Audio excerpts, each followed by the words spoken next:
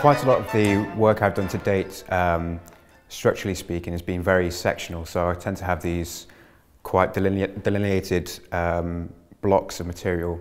However, more recently I've become interested in the idea of narrative in music and trying to explore what that actually means as a listener, and also trying to discover some of the compositional techniques that might allude to the idea of narrative. I was trying to find an example in literature that kind of demonstrated this dialect between strict structural ideas and the narrative.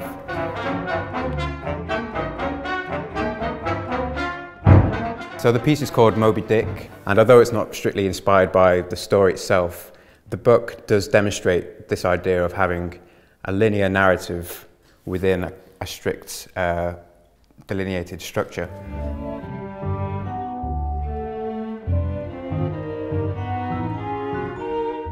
It's been great just to hear the range of work that's been produced, and it's rare that you get to hear what other composers and contemporaries are doing throughout the country. And it's also interesting to see people's approach as well. Personally, I came with something quite fixed for the rehearsal, already notated. People have come with much more open ideas and experimenting with the players on a kind of ad hoc basis, and then producing something more concrete later on.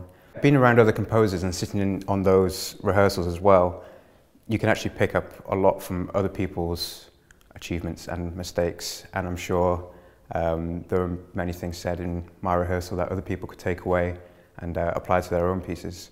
So you can get more from it than just your own rehearsal time, which is a good thing about this project. I think having a piece recorded, because it's there timelessly for the public, puts the fear in you, and that's a good thing. It forces you to try and represent yourself in the best and most honest way.